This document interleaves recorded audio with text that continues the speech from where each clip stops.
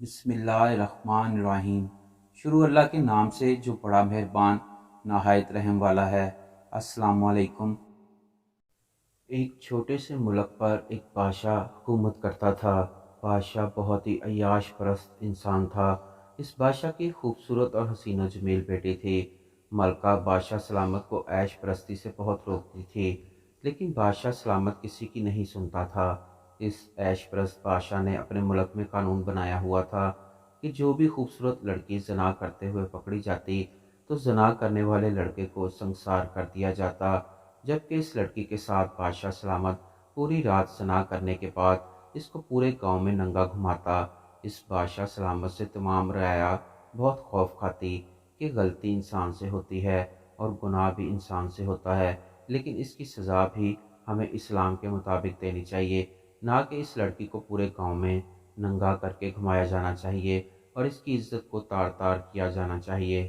بادشاہ سلامت ہر وقت اس طاق میں رہتا کہ کوئی لڑکی زنا کرتے ہوئے پکڑی جائے اور میں اسے زنا کر کے اس کو پورے گاؤں میں ننگا گھماؤں۔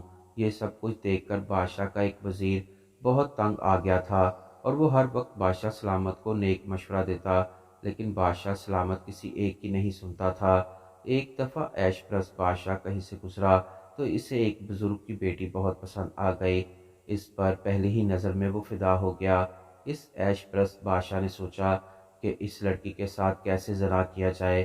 تھوڑی دیر سوچنے کے بعد بادشاہ سلامت اپنے محل کے ایک سپاہی کو ایک منصوبے کے تحت بھیجا اور کہا، گاؤں کی خوبصورت لڑکی کو اٹھا کر ایک غار میں لے جاؤ اور تم اس لڑکی کے ساتھ زنا کرنا، اور ادھر سے میرے سپاہی تمہیں رنگے ہاتھوں پکڑ لیں گے۔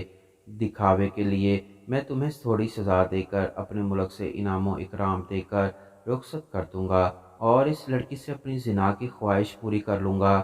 وہ سپاہی محل سے نکل پڑا اور اس بزرگ کی بیٹی کو رات کو اغوا کر کے ایک غار میں لے گیا اور اس کے ساتھ زنا کرنے لگا۔ وہ زنا کر رہا تھا کہ بادشاہ کے سپاہی پہنچ گئے اور انہوں نے پکڑ کر اس لڑکی کو بادشاہ سلامت کے پاس پیش کیا۔ بادشاہ سلامت معمول کے مطابق ساری رات اس لڑکی سے زنا کرتا رہا اور پھر اس کو ننگا کر کے پورے گاؤں میں گھمایا۔ وہ بزرگ اور اس کی بیٹی نے خودکشی کر لی۔ یہ سب کچھ دیکھ کر اس کے وزیر کو بہت غصہ آیا اور اس نے اس بادشاہ سلامت کو سبق سکھانے کی ٹھان لی۔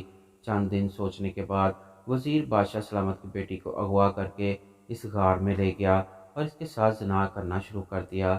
جب بادشاہ کے سپاہیوں نے بادشاہ کو خبر دی کہ بادشاہ سلامت شہزادی وزیر کے ساتھ زنا کرتے ہوئے پکڑی گئی ہے، جیسے ہی بادشاہ نے سنا کہ میری بیٹی وزیر کے ساتھ زنا کرتے پکڑی گئی تو اس کے پیروں تلے سے زمین نکل گئی، کیونکہ اب وہ اپنا قانون اپنی بیٹی پر لاگو نہ کرتا تو رعایا اس سے بدظن ہو جاتی اور اس کی سلطنت خطرے میں پڑ جاتی۔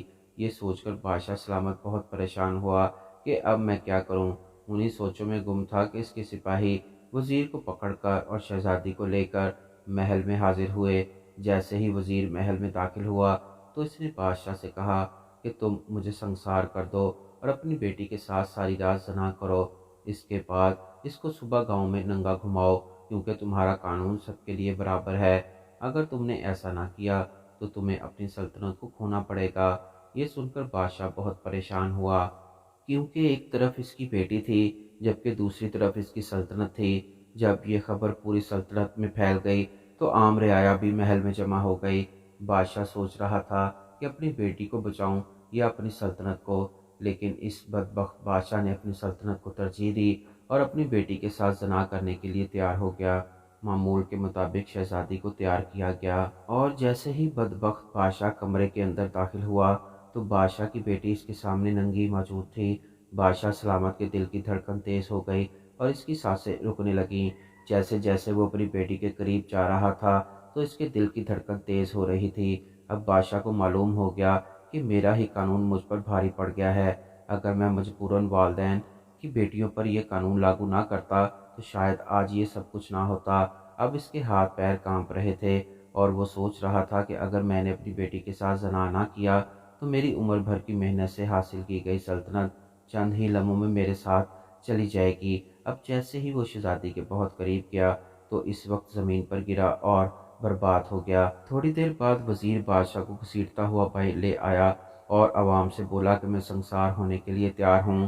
یہ سب سننے کے بعد جو بادشاہ اتنے عرصے سے لڑکیوں کی عزت کے ساتھ کھیلتا رہا تھا، اس وزیر کو کچھ نہ کہا گیا۔ اس کے بعد پھر بادشاہ کی بیٹی کی شادی اس وزیر سے کر دی گئی، پھر اس وزیر کو بادشاہ بنا دیا گیا۔